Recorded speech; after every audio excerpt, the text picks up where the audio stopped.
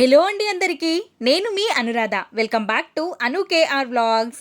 ఈరోజు మన ఛానల్లో రెసిపీస్ వచ్చేసి సులువుగా చేసుకునే 5 రకాల ప్రసాదాల రెసిపీలని చూపించబోతున్నాను. 5 రకాల రెసిపీలలో ముందుగా చూపించబోతుంది బియ్యం పిండి అప్పాలు. చాలా సులువుగా ప్రిపేర్ చేసుకోవచ్చు ఈ రెసిపీ.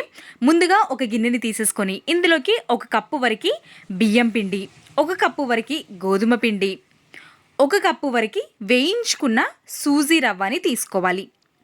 మనం ఈక్వల్ క్వాంటిటీలో తీసుకుంటే చాలా బాగా వస్తాయి పొంగుతూ. మొత్తం ఒక్కసారి మిక్స్ చేసేసుకొని రెడీగా పక్కనుంచుకోవాలి. స్టవ్ పైకి ఒక మందపాటి గిన్నెని ముంచేసి 2 కప్పుల వరకు బెల్లాన్ని, 3 కప్పుల వరకు వాటర్ని యాడ్ చేసుకొని బెల్లం కరిగే వరకు ఉడికించుకోవాలి. మరి పాకం పట్టాల్సిన అవసరం అయితే లేదు. బెల్లం మొత్తం కరిగిపోయిన తర్వాత ఇప్పుడు ఇందులోకి 1 స్పూన్ వరకు యాలకుల పొడిని, 2 స్పూన్ల వరకు నువ్వులు, 1/2 టేబుల్ స్పూన్ వరకు ఉప్పుని వేసి వాటర్ని మంచిగా మరిగించుకోవాలి. వాటర్ మరుగుతున్నప్పుడు మనం ముందుగా మిక్స్ చేసి పెట్టుకున్న బియ్యం పిండి, గోధుమ పిండి, రవ్వని కూడా యాడ్ చేసేసుకొని మొత్తం దగ్గరికి వచ్చేంత వరకు మంచిగా ఉడికించుకోవాలి. ఉడికి పిండి మొత్తం దగ్గరికి వచ్చేసిన తర్వాత మూతని కవర్ చేసి చల్లారేంత వరకు పక్కన ఉంచేయాలి. చల్లారిన తర్వాత ఓపెన్ చేసుకొని ఒక 2-3 టేబుల్ స్పూన్ల వరకు నెయ్యిని యాడ్ చేసుకొని చేతికి కూడా నెయ్యిని అప్లై చేసేసుకొని ఒక 2-3 నిమిషాల పాటు మర్దన చేసుకోవాలి. పిండి అనేది సాఫ్ట్గా అయిపోయిన తర్వాత ఈ విధంగా ఒక ముద్దలాగా చేసేసుకొని అరిచేతిలో పెట్టుకొని నొక్కేసామంటే అప్పంలు రెడీ అయిపోతాయి. అన్నింటినీ ఇదే విధంగా చేసేసుకొని ఒక ప్లేట్లోకి పెట్టేసుకొని డీప్ ఫ్రై చేసేసుకోవడమే. ఆయిల్ అనేది మంచిగా వేడిగా ఉన్నప్పుడు ఈ అప్పాలని వేసేసుకొని లో ఫ్లేమ్లో పెట్టేసుకొని మంచిగా వేయించుకోవాలి. వేయగానే మంచిగా ప్లఫీగా అవుతాయి. ఈ విధంగా స్పూన్ పెట్టి ప్రెస్ చేసేసుకొని ఇంకొక ప్లేట్లోకి తీసేసుకోవాలి. మిగతా అన్నింటినీ కూడా ఇదే విధంగా ఫ్రై చేసేసుకొని తీసేసుకోవడమే. ఇంకొక రెసిపీ వచ్చేసి దొడ్డు రవ్వతో ప్రిపేర్ చేసుకునే స్వీట్ రెసిపీ. ఇది కూడా చాలా స్పీడ్గా అయిపోతుంది. నార్మల్గా పూజా టైంలలో కూడా ఈ రెసిపీని మనం నైవేద్యంగా పెట్టుకోవచ్చు. ముందుగా ఈ రెసిపీ కోసం ఒక కడాయి పెట్టేసుకొని ఇందులోకి ఒక 3-4 టేబుల్ స్పూన్ల వరకు నెయ్యిని యాడ్ చేసుకోవాలి.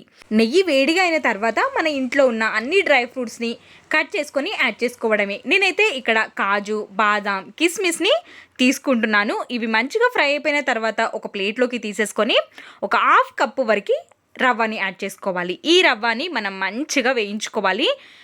ఇంకా నెయ్యి కావాలనుకుంటే ఇంకొక 2 టేబుల్ స్పూన్ల వరకు నెయ్యిని యాడ్ చేసుకొని ఫ్రై చేసుకోవచ్చు. నేను తీసుకున్న నెయ్యికి కరెక్ట్గా సరిపోతుంది. మంచిగా వేయించుకోవాలి. ఈ విధంగా వైట్గా కనిపిస్తూ ఉంటుంది. ఇప్పుడు వేయించుకున్న తర్వాత మనం 1/2 కప్పు రవ్వ తీసుకున్నాం కాబట్టి 3 కప్పుల వాటర్ని యాడ్ చేసుకోవాలి. మీరు 1 కప్పు రవ్వ తీసుకున్నట్టయితే 6 కప్పుల వాటర్ని యాడ్ చేసుకోవాలి. మంచిగా దగ్గరికి వచ్చేంత వరకు ఉడికించుకోవాలి. ఇప్పుడు ఇందులోకి 1/2 కప్పు వరకు చక్కెర, 1/2 కప్పు వరకు బెల్లాన్ని యాడ్ చేసుకోవాలి. ఈ విధంగా మనం యాడ్ చేసుకోవడం వల్ల రుచి చాలా బాగుంటుంది. చక్కెర, బెల్లం 2 కరిగిపోయేంత వరకు కలుపుతూ మంచిగా ఉడికించుకోవాలి. మనం బెల్లం కూడా వేసాం కాబట్టి కలర్ అనేది కొంచెం చేంజ్ అవుతుంది. ఇప్పుడు మంచి రుచిగా రావడం కోసం ఒక 1/2 టేబుల్ స్పూన్ వరకు ఉప్పుని యాడ్ చేసుకోవాలి. మంచి ఫ్లేవర్ కోసం 1 స్పూన్ వరకు యాలకుల పొడిని, కొంచెం కుంకుమ పువ్వుని యాడ్ చేసుకోవడం వల్ల కలర్ చేంజ్ అవుతుంది, ఫ్లేవర్ కూడా చాలా బాగుంటుంది. ఈ విధంగా మొత్తం దగ్గరకు వచ్చేసిన తర్వాత మనం ముందుగా వేయించి పెట్టుకున్న డ్రై ఫ్రూట్స్ని కూడా వేసేసి ఒక్కసారి కలిపేసుకొని ఇంకా ప్రసాదంగా పెట్టేసుకోవడమే. చాలా బాగుంటుంది. తొందరగా అయిపోయే రెసిపీ. తక్కువ టైం ఉన్నప్పుడు ఖచ్చితంగా ట్రై చేయండి. ఇంకొక రెసిపీ వచ్చేసి పులిహోర. మనకి గుడిలల్లో పెట్టే పులిహోర లాగా మంచి టేస్టీతో రావాలంటే ఈ విధంగా నేను చెప్పే చిన్న టిప్స్తో చేసుకున్నారంటే అచ్చం గుడిల్లో పెట్టే పులిహోర లాగానే వస్తుంది. పులిహోర ప్రిపేర్ చేసుకోవడం కోసం ముందుగానే నేను రైస్ని వండి పెట్టేసుకున్నాను. రైస్ ఉడికేటప్పుడే మనం కొంచెం ఆయిల్ని వేసుకున్నామంటే పొడిలాడుతూ చాలా బాగా వస్తుంది రైస్ అనేది. ఇప్పుడు మనం చేసి పెట్టుకున్న రైస్ని ఒక పెద్ద ప్లేట్లోకి వేసేసుకొని కొద్దిసేపు గాలి ఆరనివ్వాలి. మొత్తం చల్లారిపోయిన తర్వాత మాత్రమే పోపుని ఇందులోకి వేసుకొని కలుపుకోవాలి. ముందుగానే ఒక నిమ్మకాయ సైజ్ అంత చింతపండుని తీసేసుకొని నానబెట్టుకొని పెట్టుకోవాలి. టైం లేదు అనుకుంటే వేడి వాటర్లో కూడా వేసుకొని ఈ విధంగా నానబెట్టుకుంటే సరిపోతుంది. ఒక మిక్సీ జార్ని తీసుకొని ఇందులోకి చింతపండు, వాటర్తో సహా చింతపండు మొత్తాన్ని వేసేసి మెత్తగా మిక్సీ పట్టేసుకొని తీసుకోవాలి. ఈ విధంగా మిక్సీ పట్టుకోవడం వల్ల తొక్కలెక్కడ కనిపించకుండా మొత్తం రైస్లోకి కలిసిపోతుంది. ఇప్పుడు స్టవ్ పైకి కడాయి పెట్టేసుకొని మనం మిక్సీ పట్టుకున్న చింతపండు పులుసుని కూడా వేసేసి మొత్తం దగ్గరికి వచ్చేంత వరకు ఈ విధంగా కలుపుతూ ఫ్రై చేసుకోవాలి. ఇప్పుడు ఇందులోకి 1/2 టేబుల్ స్పూన్ వరకు పసుపు, ఒక 2-3 పచ్చిమిర్చి తరుగుల్ని కూడా యాడ్ చేసేసుకొని కలుపుతూ చింతపండు పులుసు అనేది మొత్తం దగ్గరికి వచ్చేంత వరకు ఫ్రై చేసుకోవాలి. ఇప్పుడు మొత్తం దగ్గరికి వచ్చేసిన తర్వాత మనం ముందుగా రైస్ని ఆరబెట్టుకున్న రైస్లోకి వేసేసి మొత్తాన్ని ఒక్కసారి కలిపేసుకోవాలి. ముందుగానే మనం ఈ విధంగా కలిపి పెట్టుకోవడం వల్ల పులుపు అనేది రైస్కి పట్టి మంచి ఫ్లేవర్ అనేది వస్తుంది.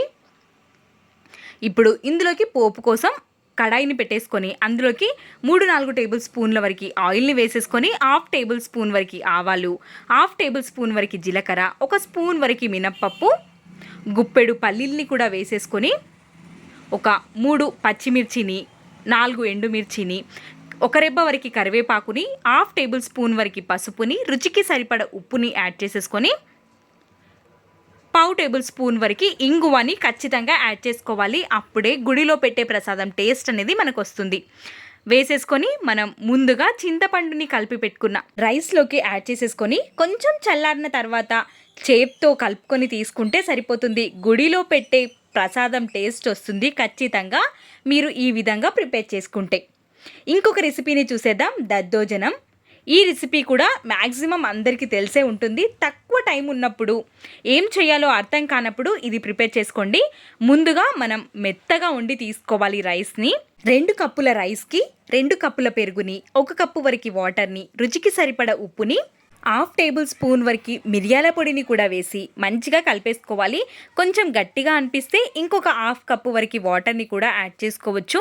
ఈ విధంగా మొత్తాన్ని కలిపేసుకొని మూతని కవర్ చేసి కొద్దిసేపటి వరకు పక్కన ఉంచుకోవాలి. ఇప్పుడు పోపు కోసం ఒక స్టవ్ పైకి గిన్నెని పెట్టేసుకొని 2-3 టేబుల్ స్పూన్ల వరకు ఆయిల్ని వేసేసుకొని 1/2 టేబుల్ స్పూన్ వరకు ఆవాలు, 1/2 టేబుల్ స్పూన్ వరకు జీలకర్ర, ఒక గుప్పెడు పల్లీల్ని కూడా వేసుకొని వేయించుకోవాలి. మంచిగా ఫ్రై అయిపోయిన తర్వాత ఒక 1/2 టేబుల్ స్పూన్ వరకు మినప్పప్పు, ఒక 2 పచ్చిమిర్చిని, ఒక 2-3 ఎండుమిర్చిని వేసేసుకొని మంచిగా ఫ్రై అవ్వనివ్వాలి. ఇప్పుడు ఇందులోకి ఒక రెబ్బ వరకు కరివేపాకుని కూడా వేసేసి పోపు అనేది కరకరలాడుతూ ఉండాలి. అప్పుడే ఈ దద్దోజనంకి రుచి. పోపు మొత్తం ఫ్రై అయిపోయిన తర్వాత ఇందులోకి 1/2 టేబుల్ స్పూన్ వరకు ఇంగువని కూడా వేసి కలిపేసుకుంటే సరిపోతుంది. మనం కలిపి పెట్టుకున్న పెరుగన్నంలోకి వేసేసి మంచిగా కలిపేసుకోవడమే. కావాలి అనుకుంటే మీరు ఇందులోకి దానిమ్మ గింజల్ని కూడా యాడ్ చేసుకోవచ్చు. ఈ విధంగా అప్పటికప్పుడే ప్రిపేర్ చేసుకొని నైవేద్యంగా సమర్పించుకోవడమే. చాలా తొందరగా అయిపోతుంది. 2 to 3 మినిట్స్లోనే ఈ రెసిపీ. చివరిగా చూపించబోయే రెసిపీ భక్షాలు. వీటిని పోలెలు అని కూడా కొన్ని ప్రాంతాలలో అంటూ ఉంటారు. ఎంతో సులువుగా చేసుకోవచ్చు ఈ పోలెల రెసిపీని కూడా.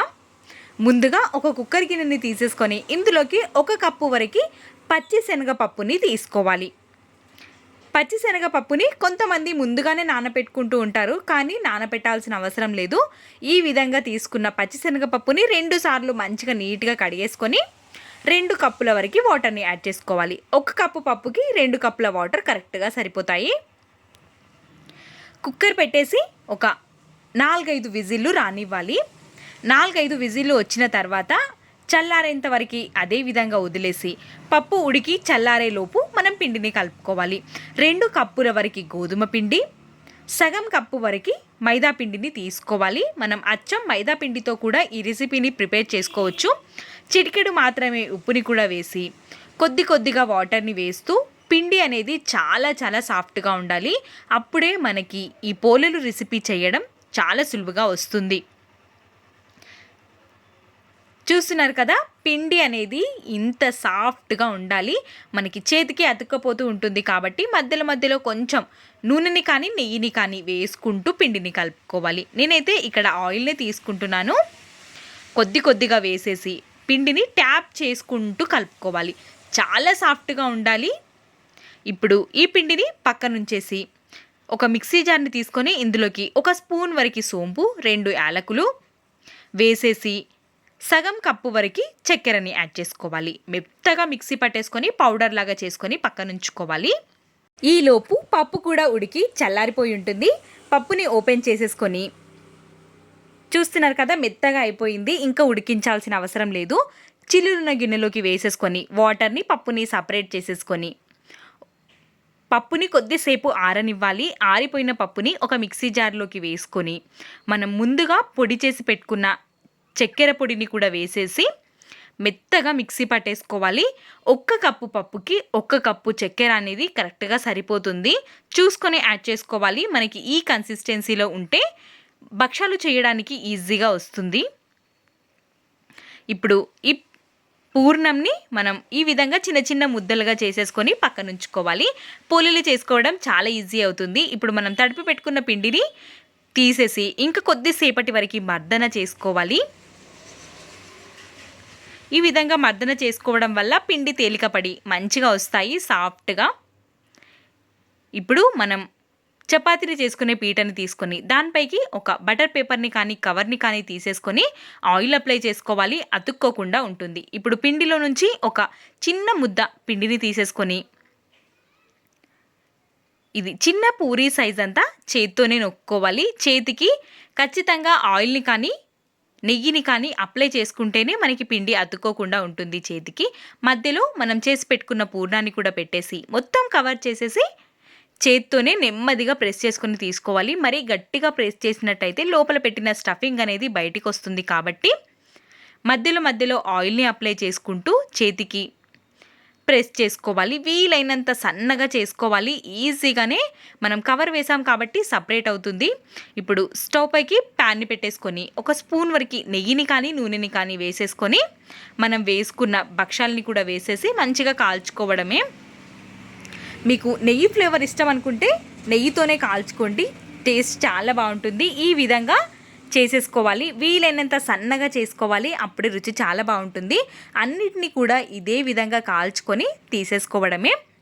ఇన్ని రెసిపీలలో మీకు ఏ రెసిపీ బాగా నచ్చిందో కమెంట్ సెక్షన్లో తెలియచేయండి. అన్ని రెసిపీలు చాలా ఈజీగా చూపించాను అనుకుంటున్నాను. ఇలాంటి మరెన్నో ప్రసాదం రెసిపీస్ మన ఛానల్లో ఉన్నాయి, ఇంకా ముందు వస్తాయి. కాబట్టి వీడియో నచ్చితే ప్లీజ్ సబ్స్క్రైబ్ పక్కన ఉన్న గంట సింబల్ని క్లిక్ చేయండి. మీకే ముందుగా నా వీడియోస్ వస్తాయి. Thanks for watching. Bye bye.